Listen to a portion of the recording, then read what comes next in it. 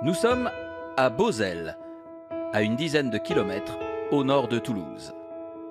Accolée à la Garonne, cette ville de 7000 habitants a su trouver un équilibre entre sa proximité avec la nature et son développement urbain. C'est une ville essentiellement résidentielle avec des commerces qui est en forte expansion depuis quelques années. C'est une cité dortoir assez familiale, assez tranquille. Ça fait partie de la conurbation un peu aéronautique de l'ouest toulousain, à côté de l'aéroport, des usines Airbus. Mais le 19 avril 2018, un drame va briser la sérénité de la commune. Ce soir-là, Céline monte dans sa voiture pour récupérer Alicia, sa belle-fille, âgée de 14 ans. L'adolescente a passé la journée au domicile de Baptiste, l'un de ses amis. Lorsqu'elle part de chez elle, elle commence par adresser à Alicia un SMS en lui indiquant où je pars, son GPS lui indiquant qu'elle a 27 minutes de trajet. Mais une fois sur place, à 21h50, Céline ne voit pas l'adolescente au point de rendez-vous. Et un jeune homme ouvre les volets et la fenêtre et lui demande si elle est la mère d'Alicia. Elle lui explique qu'elle n'est que la belle-mère et il indique à cet instant qu'elle est partie depuis une dizaine de minutes pour la rejoindre. Mais ce jeune homme n'est pas Baptiste. Il s'agit d'un certain Alexandre, qui ignore totalement où se trouve désormais l'adolescente. La belle-mère décide alors de contacter au plus vite Baptiste. Mais au téléphone, il explique qu'il est actuellement dans une soirée, dans une ville voisine, et qu'il a laissé Alicia chez Alexandre. Face au désarroi de Céline, le jeune homme décide de la rejoindre. Il enfourche sa moto et il revient dardard à l'adresse d'Alexandre. Après s'être entretenu avec la belle-mère d'Alicia, Baptiste fait le tour de Beauzelle pour tenter de la retrouver. Les recherches se déroulent et recherches auxquelles Baptiste, l'ami d'Alicia, Alexandre, celui qui a ouvert à la belle-mère d'Alicia, participent. Le temps passe et cela fait maintenant 1 heure que la jeune fille n'a plus donné signe de vie. Finalement, au détour d'une rue, eh bien, la belle-mère et Baptiste ils vont croiser une patrouille de gendarmerie et expliquer la situation. Alicia, elle a 14 ans, elle a disparu, elle est introuvable. Mais alors, où se trouve Alicia? Comment a-t-elle pu se volatiliser de la sorte? Et aurait-elle fait une mauvaise rencontre?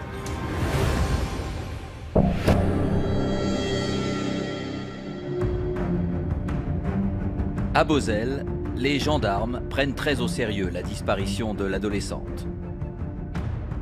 Dans un premier temps, ils décident de se rendre dans l'appartement d'Alexandre, le dernier endroit connu où Alicia a été vue. Ils sont alors accompagnés de Baptiste et du locataire des lieux. C'est un appartement, je dirais, de jeunes, donc il n'est pas vaste, il est composé d'un couloir qui dessert un salon, une salle de bain et une chambre. Il constate visuellement très rapidement qu'il n'y a personne, pas de traces particulières dans la salle de bain et dans le salon qu'il n'y a pas de traces de lutte. L'un des gendarmes se rend dans la chambre du jeune homme de 19 ans. Il ouvre les volets avant d'inspecter la cour. Il se rend compte que dans la chambre, Baptiste est en train de rechercher Alicia et que Alexandre est assis sur un lit et ne bouge pas. Constatant l'existence d'un coffre de lit, l'enquêteur demande à Alexandre de se lever. Baptiste ouvre le coffre de lit et on commence par n'y trouver qu'un amas de linge. Et lorsque le gendarme demande à Baptiste d'examiner plus en avant ce coffre de lit, Baptiste soulève les draps, les linges, et c'est alors qu'il découvre le bas du corps d'Alicia, dénudé. La jeune fille est allongée sur le ventre, les jambes repliées. Elle a le pantalon, la culotte baissée, il y a une jambe qui dépasse Et puis elle a autour du cou un cordon blanc qui lui enserre donc le cou, et elle a également un t-shirt qui est profondément enfoncé dans sa bouche. C'est à ce moment-là qu'Alexandre quitte l'appartement, en toute discrétion. Il s'enfuit tout de suite. Et le gendarme va dans un premier temps partir à sa suite. Mais il sait très bien que la jeune fille, il faut peut-être lui porter secours.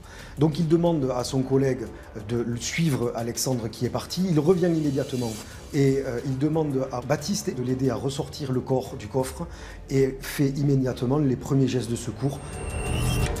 Alertés, les pompiers arrivent sur place à 23h30 et prennent en charge l'adolescente en arrêt cardio-respiratoire.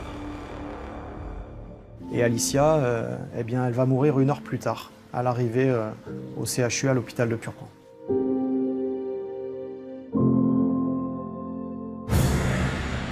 Une enquête est ouverte et confiée à la section de recherche de Toulouse. Alexandre n'ayant toujours pas été retrouvé, les gendarmes se concentrent tout d'abord sur Baptiste, âgé de 17 ans. Il est placé en garde à vue parce qu'il est potentiellement l'une des dernières personnes à avoir vu Alicia consciente. Le jeune homme assure connaître Alicia depuis plus d'1 an, grâce à un ami commun. Mais ils ne se sont rencontrés que 3 fois au total. Il raconte la journée qui vient de passer, à savoir qu'il avait rendez-vous entre 14 et 15 heures avec Alicia. Et cela au domicile d'Alexandre, un ami de Baptiste, qu'Alicia n'a jamais vu. Ils ont passé du temps tous les 3 d'abord. Les 2 garçons ont joué à la console, la jeune fille a regardé. Et ensuite, aux alentours de 21h30, grosso modo, ce qui était prévu, Baptiste s'absente pour se rendre à une soirée. Alexandre l'invective alors qu'il est en train de partir et lui dit « Tu devrais pas la laisser, je vais la violer ». Sous le ton de la plaisanterie. Plus tôt dans la journée, le jeune homme avait déjà signifié à Baptiste son intérêt pour l'adolescente. Mais Alicia, elle n'était pas du tout attirée par Alexandre. Et elle l'a dit notamment à Baptiste, il est lourd, il est lourd. Malgré le comportement d'Alexandre, le jeune homme raconte qu'il a quitté les lieux en la laissant seule avec son ami. Également entendu par les gendarmes, le père d'Alicia explique l'avoir déposée en voiture chez Baptiste, ou du moins ce qu'il pensait être son appartement. Elle demande de l'autorisation à son papa qui, ayant déjà rencontré ce jeune homme, n'y voit aucun inconvénient. Et il pense qu'elle est dans une maison qui appartient à la famille de Baptiste. Effectivement, elle n'a peut-être pas expliqué à son père qu'il ne s'agissait pas d'adultes dans cette maison, mais bien d'ados. Et surtout qu'elle n'avait pas rendez-vous chez Baptiste, mais au domicile d'un jeune homme qu'elle ne connaît pas. Le père de l'adolescente stipule également que sa fille l'a appelée vers 17h, car elle souhaitait rester dîner avec son ami. Suite à ses premières auditions, Baptiste est donc mis hors de cause. Il n'était pas là au moment des faits, puisqu'on sait que le portable de Baptiste, il va borner aux endroits où il a dit qu'il était. C'est évidemment les déclarations des amis qui étaient à cette soirée et ils vont bien évidemment corroborer les déclarations de Baptiste puisqu'il était bien là. Mais alors, Alexandre est-il impliqué dans le meurtre d'Alicia? Pourquoi aurait-il tué une adolescente qu'il ne connaissait pas? Et à présent, où se cache-t-il?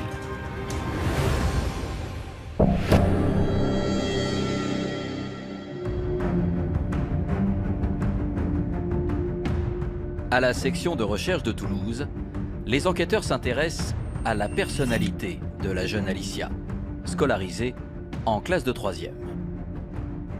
Elle vivait principalement chez sa maman et en raison de la séparation du couple, passait certains week-ends et les vacances scolaires au domicile de son père en compagnie de Céline, sa belle-mère. C'était une fille qui aimait beaucoup la nature, qui faisait de l'équitation, qui aimait les animaux. Elle était très entourée, oui. Tout le monde parlait d'Alicia, tout le monde était à côté d'elle, quoi. Elle était calme, elle avait un grain de folie tout le temps. Elle était tout le temps en train de rigoler, elle avait beaucoup de copines. Quelques heures seulement, après avoir quitté précipitamment son appartement, Alexandre est interpellé aux abords d'un tram au nord-ouest de Toulouse. Tandis que le jeune homme est placé en garde à vue, les gendarmes s'intéressent à son profil. Originaire de Reims, ce fils de militaire et d'une assistante juridique vit depuis 1 an dans la région toulousaine. C'est un jeune homme qui est cuisinier de formation. À ce moment-là, il n'a pas de travail. Il vient de la région de Reims.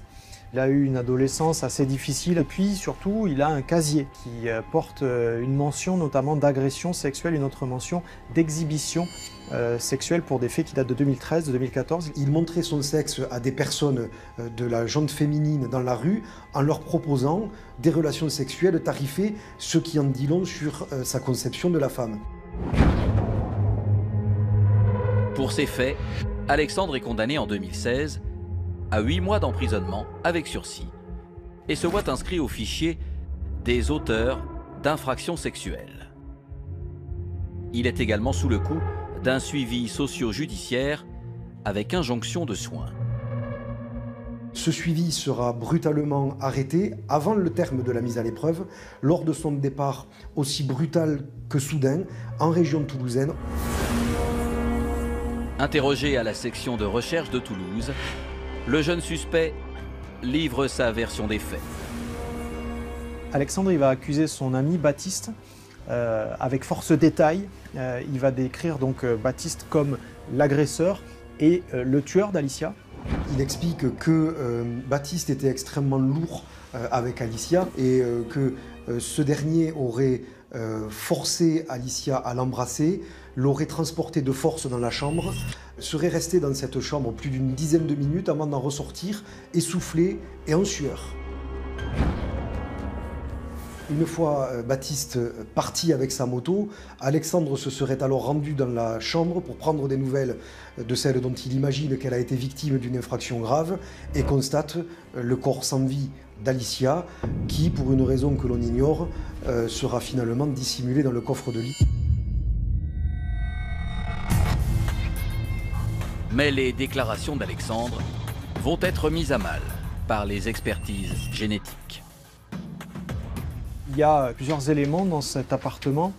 Un boxer, un t-shirt, une housse de couette sur lequel vont être identifiés les ADN, les profils génétiques d'Alexandre et d'Alicia, notamment un boxer où on va retrouver le sperme d'Alexandre et le sang d'Alicia qui, ce funeste jour, est indisposé. Face à ces éléments factuels, le jeune majeur modifie sa déclaration. Et il va dire qu'il est bien, l'auteur de cet homicide, mais qui serait selon lui un homicide involontaire. Pendant toute l'après-midi, Alicia aurait eu une attitude très provocante à son égard, qu'elle l'aurait cherché, comme l'on dit, et que une fois Baptiste parti pour sa soirée aux alentours de 21h30, elle se serait proprement jetée sur lui, qu'elle l'aurait embrassé, qu'ils auraient commencé à avoir un rapport sexuel totalement consenti. Rapport sexuel au cours duquel Alicia aurait souhaité, par un jeu sexuel, qu'il procède sur elle à une strangulation pour, dit-il, augmenter le plaisir, que cette strangulation aurait mal tourné. Il aurait utilisé cette pratique qu'on peut appeler d'asphyxie érotique et la jeune femme en serait morte.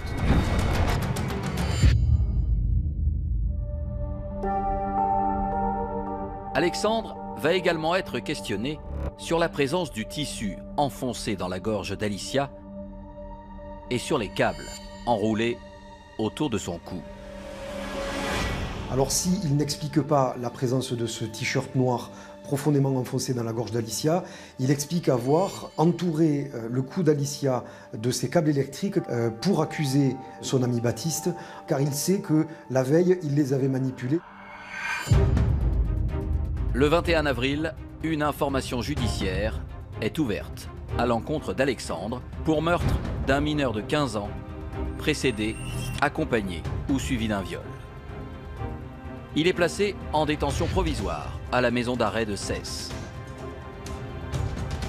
Mais alors le décès d'Alicia est-il accidentel, comme l'affirme le suspect? Alexandre dit-il toute la vérité aux enquêteurs ou a-t-il prémédité ce meurtre?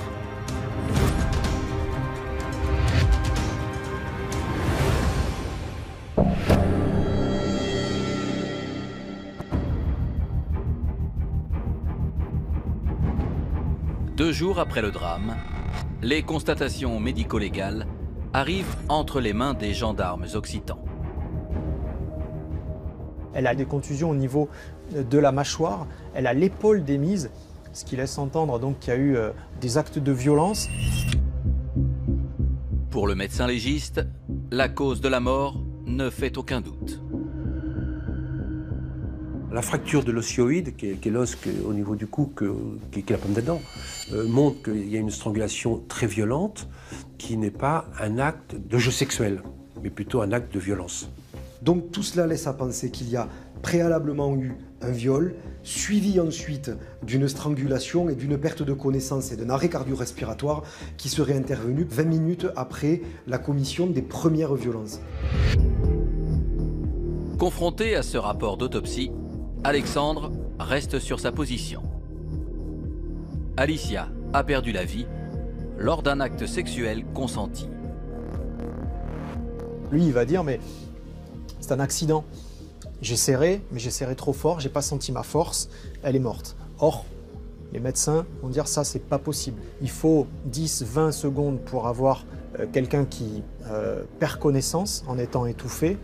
Mais pour tuer quelqu'un, il faut vraisemblablement y passer au moins 1 minute à serrer comme une brute. Mais pourquoi Alexandre, il n'a pas prévenu les secours? Alors lui, il met ça sur le compte du fait qu'il est récidiviste d'infractions sexuelles. Donc il a eu peur. Il va dire qu'il enchaînait les soirées, qu'il était extrêmement fatigué, donc nerveusement à bout, et qu'il aurait eu ce geste malheureux. De plus, Alexandre soutient que le rapport sexuel était protégé.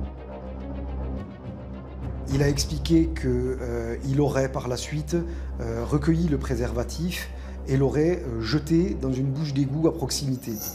Mais cela est démenti par la présence de traces de sperme sur différents objets et analysés par la police scientifique. Si l'autopsie n'a pas permis de déterminer avec certitude que la victime a été violée, pour les enquêteurs, cela ne fait aucun doute. On ne peut pas imaginer une jeune fille qui connaît un jeune homme depuis quelques dizaines de minutes ou quelques heures, qui est en période de menstruation, accepter un rapport sexuel d'une telle violence, et sachant que 27 minutes plus tard, sa belle-mère arrivait pour venir la récupérer. Alors, le jeune homme reviendra-t-il sur sa version?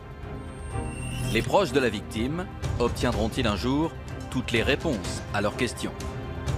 Et Alexandre cache-t-il autre chose?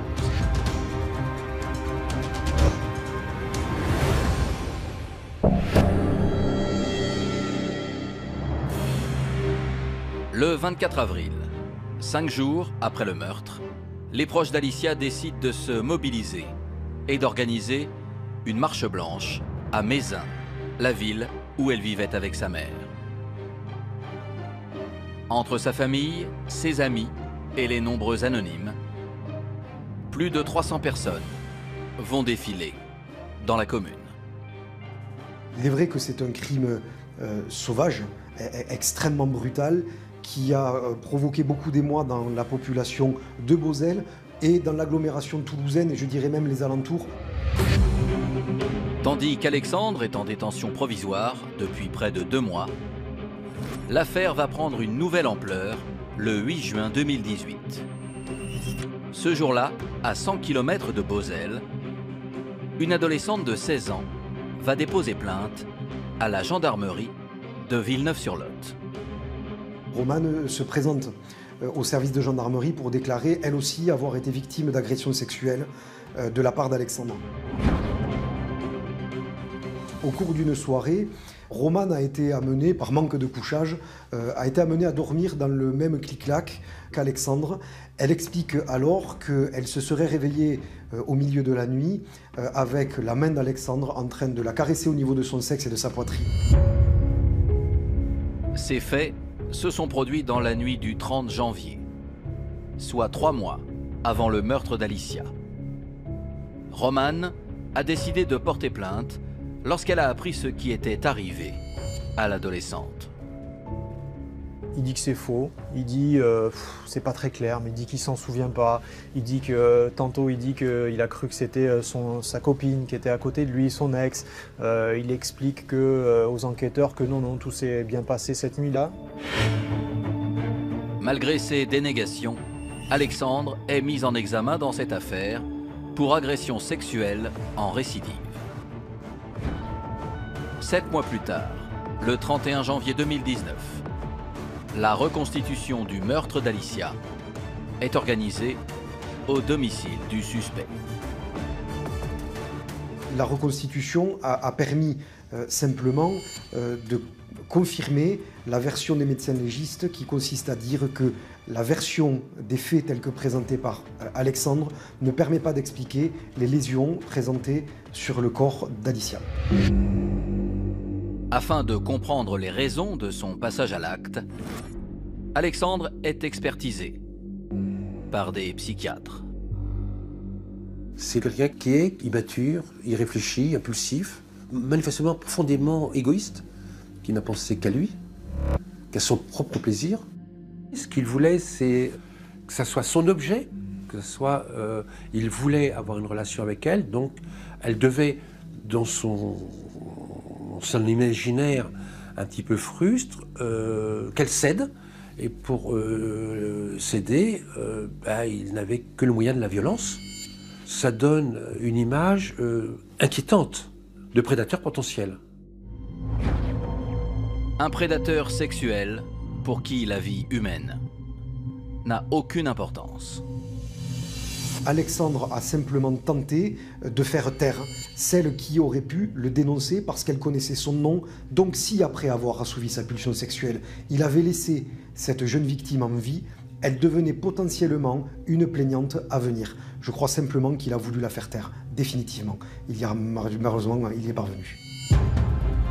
Alors Alexandre va-t-il enfin avouer tous les faits pour lesquels il comparaît? Comment se passera la confrontation avec les familles des victimes? Et à quelle peine sera-t-il condamné?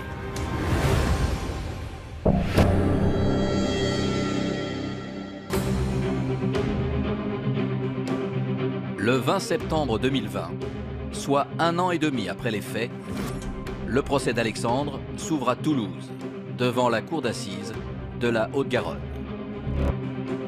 Désormais âgé de 22 ans, l'accusé comparaît pour le meurtre et le viol d'Alicia, ainsi que pour l'agression sexuelle de Romane.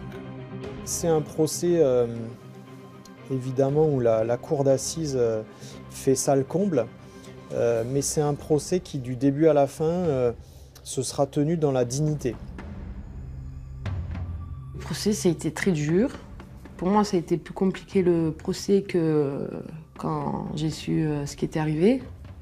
Parce que je pense que c'est là que j'ai réalisé que la petite n'était plus là. Malgré les éléments à charge, l'avocate d'Alexandre plaide l'acquittement pour le viol d'Alicia et souhaite requalifier le meurtre en homicide involontaire. L'enjeu était très simple. Soit il était reconnu coupable des faits qui lui étaient reprochés et auquel cas il encourait une peine de réclusion criminelle lourde, soit la relation sexuelle était déclarée consentie et le meurtre accidentel, et auquel cas on aurait été sur une toute autre configuration. Alors qu'il risque la perpétuité, l'accusé reste impassible dans son box. Il n'y a pas de remords, il n'y a rien, il n'y a rien. Il regarde au ciel, il s'en fout, c'est des conneries. Tout le monde ment, tout le monde ment. Le médecin ment, les psy mentent, le médecin légiste aussi ment.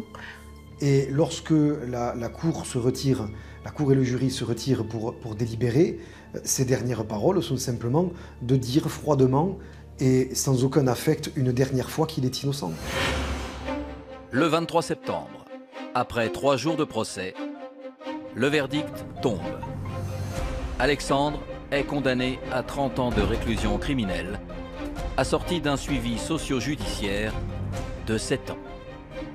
La famille était soulagée d'entendre enfin la culpabilité d'Alexandre reconnue et surtout d'entendre que oui, Alicia a bien subi un viol et a bien été tuée volontairement.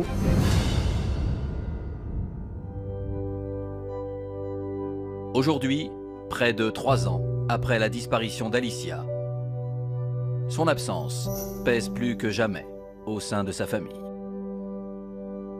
Et la condamnation de son meurtrier n'a pas soulagé leur chagrin. On croit souvent à tort qu'un procès d'assises est une page qui se tourne, mais vous tournez une page, vous en ouvrez une autre, et malheureusement le reste des pages du livre de la famille d'Alicia se dérouleront sans elle. Et effectivement, aujourd'hui c'est une famille meurtrie qui a perdu un être qui était très cher et qui aujourd'hui essaie de se reconstruire ainsi.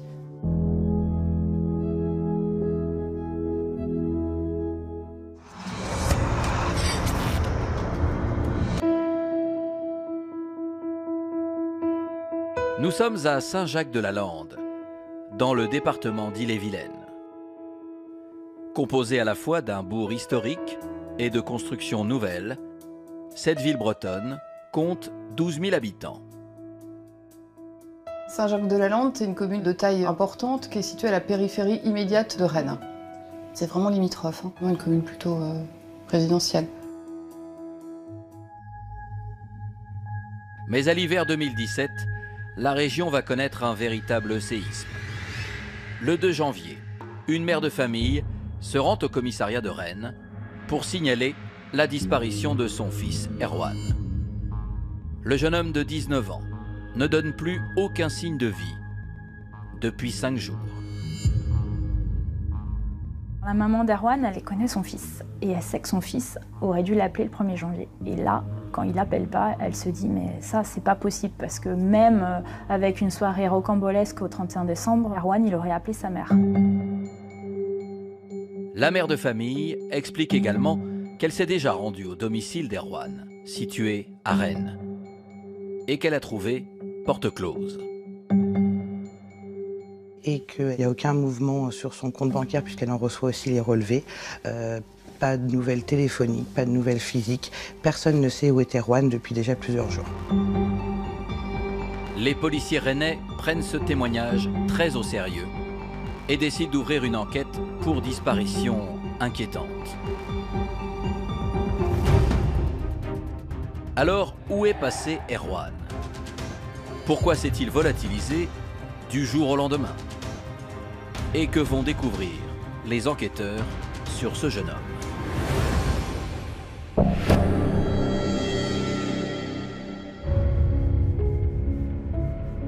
En parallèle de ce signalement, les policiers reçoivent une information de taille. La voiture d'Erwan a été retrouvée sur une aire de covoiturage à Guichen, à une vingtaine de kilomètres de Rennes.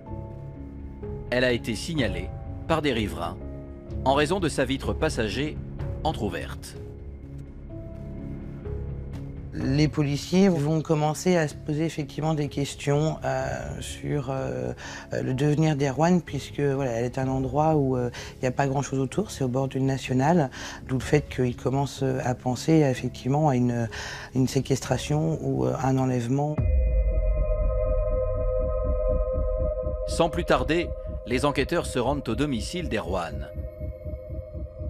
Après avoir récupéré un double des clés auprès du propriétaire, ils pénètrent dans l'appartement.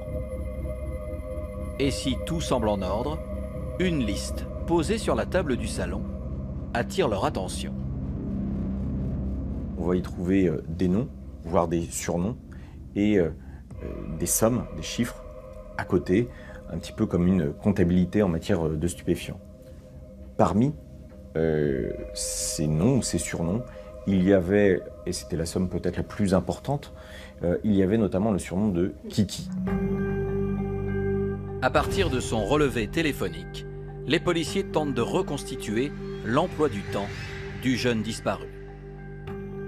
Un de ses derniers appels date du 28 décembre et il est destiné à un certain Kylian. Les enquêteurs s'interrogent. Kylian et Kiki seraient-ils une seule et même personne? La téléphonie révèle que le 28 décembre, il était prévu que Kylian et Erwan se rencontrent au domicile de Kylian. Et c'est la dernière personne qui semble avoir eu un contact avec lui. Et à partir du moment où il quitte le domicile de Kylian en toute fin de soirée, à partir de là, on n'a plus aucune nouvelle de lui. Fort de cette information, les enquêteurs rennais convoquent au plus vite Kylian. Il a expliqué qu'effectivement, Erwan est venu à son domicile pour lui vendre des stupéfiants et qu'il en est reparti. À en croire Kylian, le jeune disparu serait donc un dealer. Et les investigations des policiers vont d'ailleurs confirmer ces allégations. Elles vont effectivement démontrer l'ampleur du trafic de stupéfiants qui était autour d'Erwan. Donc ils vont s'interroger sur effectivement le fait qu'il y ait pu y avoir des représailles ou alors voilà, une vente qui ait pu mal se passer dans le cadre de stupéfiants. Alors la disparition d'Erwan était-elle liée à ses activités illicites? Le jeune homme a-t-il pris la fuite ou est-il déjà trop tard?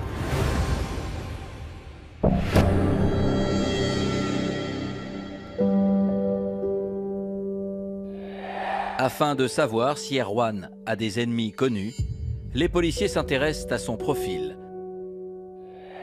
En interrogeant ses proches, ils apprennent que le jeune homme est originaire de Rennes et a vécu dans un milieu modeste aux côtés de sa mère et de sa grande sœur.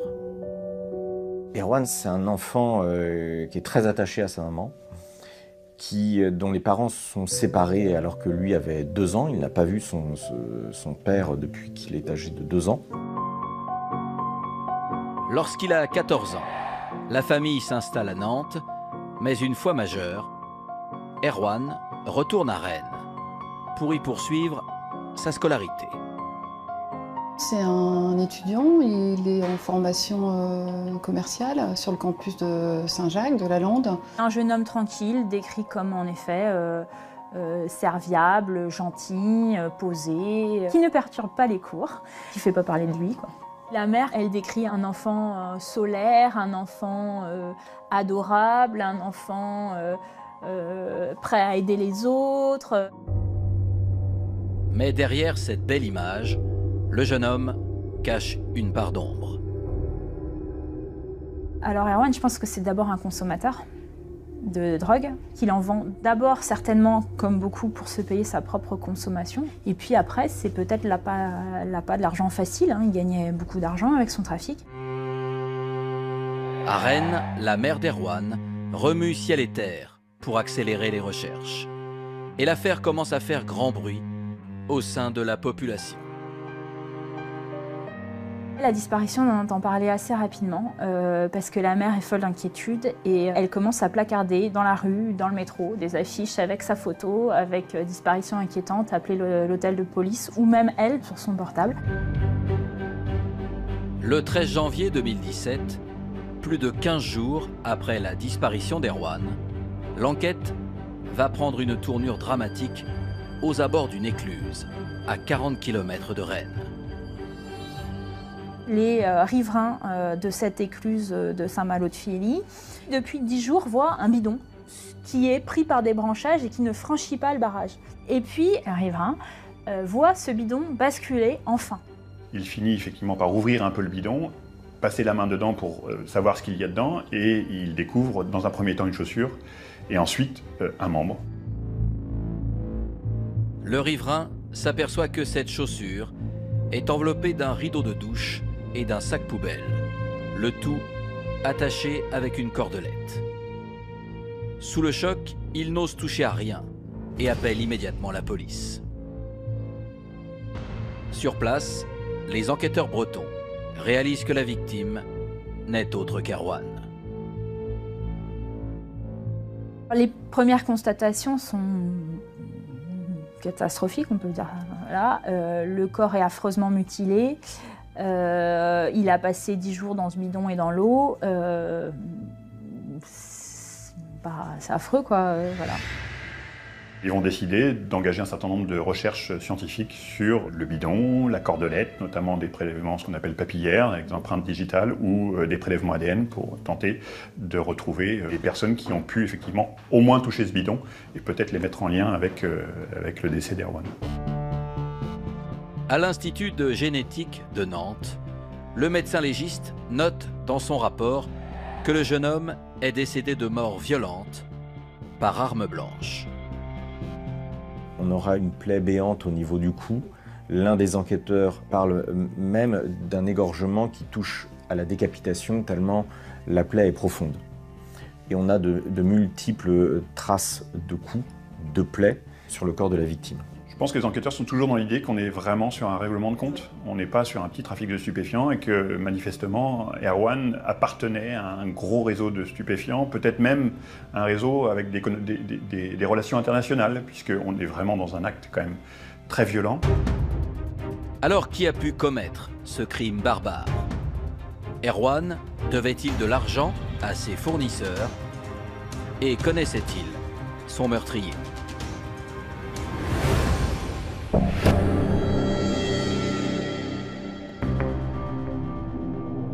Moins de 2 mois après la découverte du corps d'Erwan, les résultats des prélèvements ADN vont être déterminants. Sur la cordelette, le profil d'un certain Samuel est identifié. Il n'est pas connu pour être un délinquant, mais simplement il a été interpellé une première fois pour une petite histoire de vol. Et son ADN a été prélevé à ce moment-là. Afin de comprendre son lien avec la victime, les policiers rennais réalisent une enquête de personnalité sur Samuel. Ils remontent un peu son passé et ils se rendent compte que Samuel, il était scolarisé au collège à Bain-de-Bretagne avec Kylian, que c'est même un très bon ami de Kylian. Donc là, ils placent Samuel et Kylian sur écoute. Ils échangent des textos hyper souvent, ils parlent d'un troisième homme qui s'appelle Lucas, et qu'ensemble ils forment un trio. En analysant leur bornage téléphonique, les policiers réalisent que Kylian, Samuel et Lucas étaient réunis la nuit du 28 au 29 décembre. Donc la nuit où on n'a plus de nouvelles d'Erwan. Donc là, ils se disent que il y a quand même quelque chose là. Et en confrontant ces résultats à la téléphonie d'Erwan, les enquêteurs vont avoir la preuve que la victime était avec eux ce 28 décembre. Les policiers vont se rendre compte que le soir des faits, Kylian se trouve à son appartement, avec Lucas notamment. Suite à leur départ du domicile de Kylian, ils vont se rendre chez Samuel, qui habite du côté aussi de Bain-de-Bretagne. Ils vont suivre le chemin qui mène jusqu'à Saint-Malo-de-Filly, qui est le lieu supposé où le bidon a été déposé. Sur ce trajet se trouve la commune de Guichin et l'aire de covoiturage où est déposée la voiture d'Erwan. Le 14 mars 2017, Kylian, Samuel et Lucas sont placés en garde à vue dans les locaux de la police judiciaire de Rennes. Des perquisitions sont réalisées simultanément à leur domicile. Au domicile de Kylian va être découvert un point américain. Et le Blue Star va révéler rapidement d'importantes traces de sang dans l'appartement. Chez Lucas, qui vit chez sa maman, va être découvert des couteaux, notamment un couteau extrêmement tranchant. De nouveaux prélèvements ADN vont alors être effectués. Sur le point américain, le couteau tranchant, ainsi que dans l'appartement de Liliane, le profil génétique d'Erwan est retrouvé. Si les taux se resserrent de plus en plus sur le trio, leur profil ne colle pas avec la violence des faits. On n'est pas sur des enfants qui ont eu des difficultés particulières, qui ont vécu dans la rue, voilà, ils étaient dans un milieu tout à fait aisé, normal. À commencer par Kylian. Âgé de 19 ans, il suit une formation commerciale en alternance et c'est dans ce cadre qu'il a rencontré Erwan. Ça se passait bien à l'école et ça se passait bien chez son patron aussi. Aucun problème à signaler. Il est jovial, il est sociable, il est poli. C'est le fils de tout le monde, Kylian. C'est vraiment le fils de tout le monde. En décrochage scolaire, Lucas, 17 ans, est le meilleur ami de Kylian. Les deux jeunes se connaissent depuis le collège et leurs deux familles s'apprécient. Lucas venait très souvent ici. Kylian allait chez son papa, chez sa maman. Il allait même en vacances avec. C'était deux copains, deux bons copains. Lucas, c'est un ado sans problème. Il était poli, normal. Hein, Quand il venait à la maison, ça se passait très bien. Sans emploi, Samuel, 22 ans, est le seul membre du trio à être connu des services de police. Mais c'est quelqu'un qui ne pose pas de difficultés, alors qui est un grand adolescent, qui s'adonne aux jeux vidéo, qui s'adonne un peu aux stupéfiants, mais qui ne pose pas de difficultés particulières. Alors comment vont se dérouler les auditions des trois suspects? Avoueront-ils leur implication dans le meurtre d'Erwan? Et pourquoi l'auraient-ils tué de la sorte?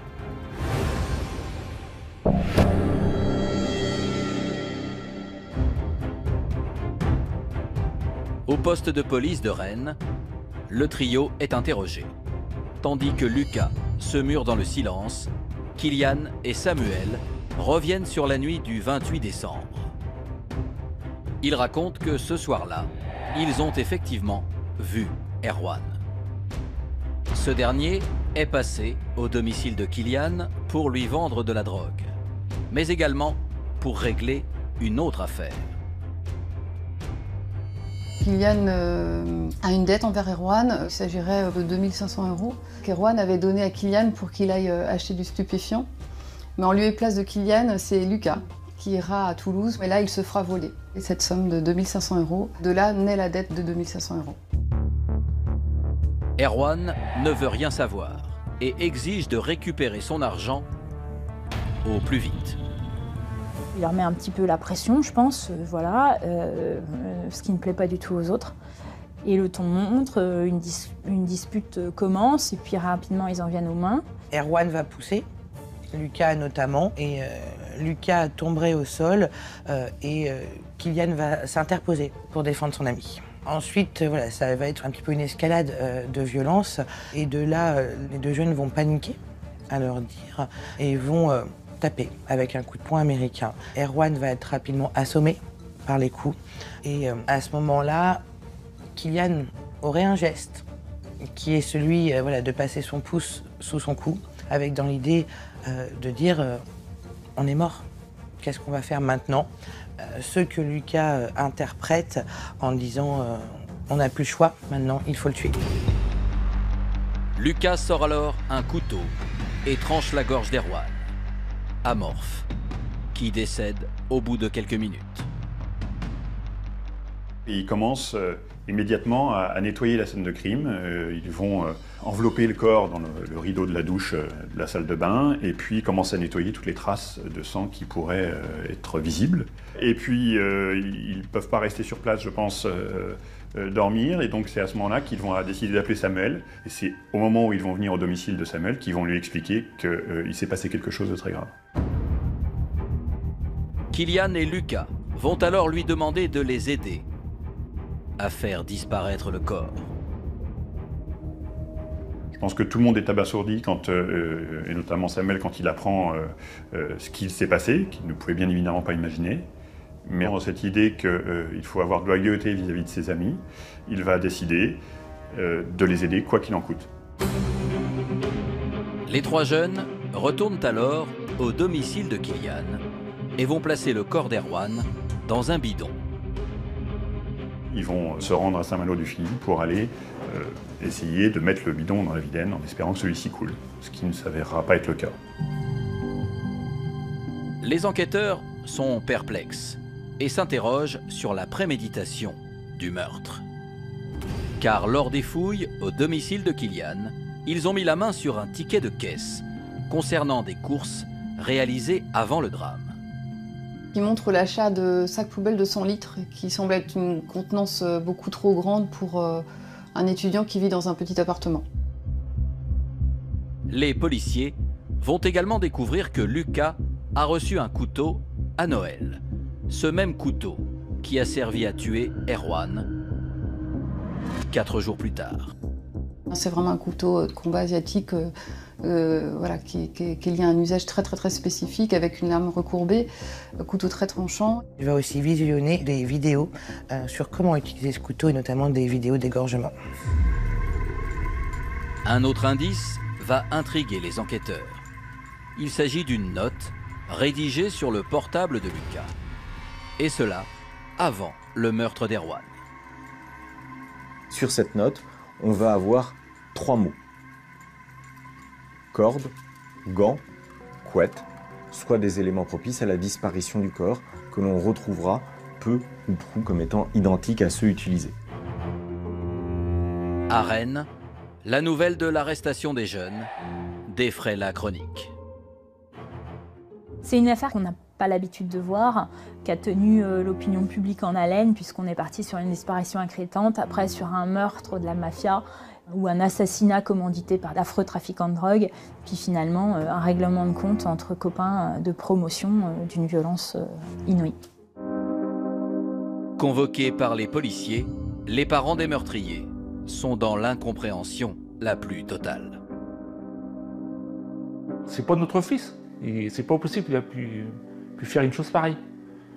Le ciel qui nous tombe sur la tête, c'est impossible. C'est un séisme, on n'y est pas préparé. On se pose des questions, pourquoi, comment, est-ce qu'on n'a rien vu, qu'est-ce qu'on a fait? Est-ce qu'on aurait dû voir quelque chose s'il y avait quelque chose à voir? C'est une multitude de questions qui restent sans réponse et qui restent...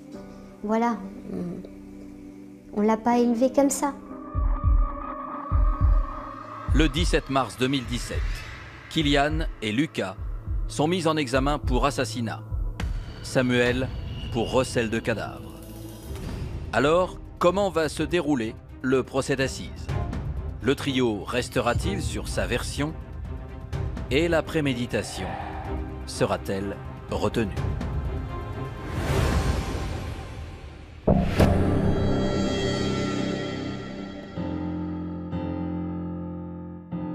Le 3 février 2020, 3 ans après le meurtre d'Erwan, s'ouvre le procès de ces 3 bourreaux devant la cour d'assises d'Ille-et-Vilaine à Rennes. Mineur au moment des faits, Lucas risque la perpétuité, tout comme son meilleur ami, Kylian. Samuel, quant à lui, encourt jusqu'à 10 ans de réclusion. Ce procès qui se tenait devant la cour d'assises des mineurs s'était tenu en présence du public, ce qui est très rare, ce qui avait été demandé par l'avocat général et ce qui avait été accepté par l'avocat du mineur.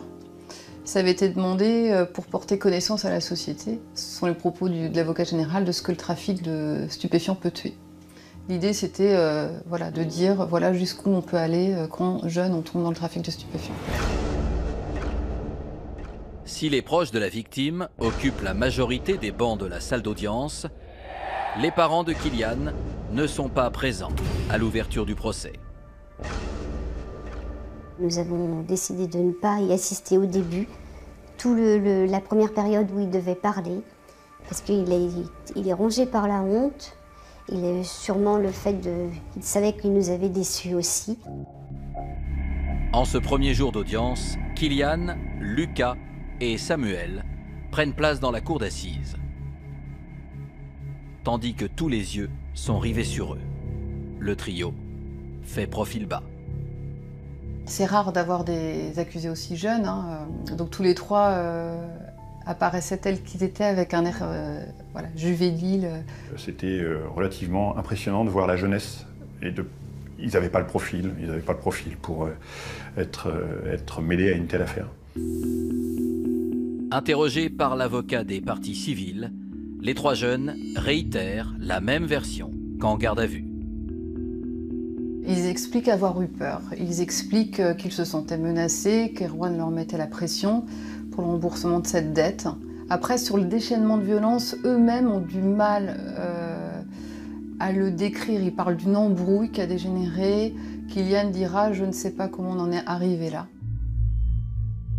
Un mobile d'autant plus inexplicable que Kylian avait de quoi rembourser sa dette auprès d'Erwan. Le jeune homme disposait de 6 000 € sur son compte épargne. Kylian avait l'argent. Et Kylian savait très bien s'il m'en aurait parlé, je lui aurais donné l'argent. Il sait très bien, il savait ça. Je ne comprends pas, ils ont pu en arriver là. Pour les experts psychologues qui se succèdent à la barre, les 3 jeunes sont pleinement responsables de leurs actes. Ils nous apprennent voilà, que ce sont des gamins, excusez-moi le terme, mais c'est vraiment des gamins voilà, qui ont une intelligence moyenne, qui n'ont pas de difficultés majeures, qui n'ont pas de prédisposition, voilà, qui ne sont pas des profils inquiétants. Le 7 février 2020, au terme de 5 jours d'audience, Kylian et Lucas sont reconnus coupables de l'assassinat d'Erwan et écopent de 20 ans de réclusion criminelle. Samuel, lui, est condamné à 3 ans de prison pour recel de cadavres. Ma cliente était soulagée, non pas seulement au regard de la peine qui a été prononcée, mais le fait que cette préméditation soit retenue. C'est-à-dire qu'il y avait véritablement le caractère injustifié de la violence dont avait été victime son fils, qui a pu être consacré par cette décision. Une condamnation lourde qui n'est pas une surprise pour les parents de Kylian, venus assister au dernier jour d'audience. Son avocate nous avait bien préparé, on savait ce qu'il encourait. Donc voilà, on s'était mis dans la tête que la durée aurait été longue et que voilà, il y a eu quelqu'un qui a perdu la vie dans cette histoire et ça on ne peut pas l'oublier. Malheureusement, il a pris 20 ans, mais de toute façon, il sait très bien pour ce qu'il a fait. Il doit payer, il nous l'a dit plusieurs fois, il nous le dit toujours. C'est normal qu'on paye.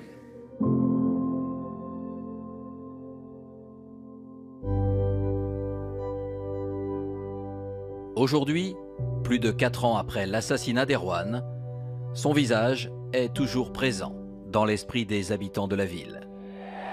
Des jeunes ont réalisé une fresque à son image, afin de ne jamais oublier ce qui s'est passé ce 28 décembre 2016.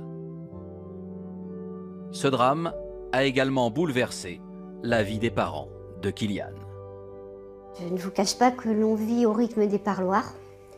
On vit aussi au rythme où lui, quand il va bien, on va bien, mais maintenant il faut avancer. Juste une petite pensée pour la maman d'Erwan. On pense très fort à elle. Nous, on a la chance d'aller voir notre fils. Elle, non.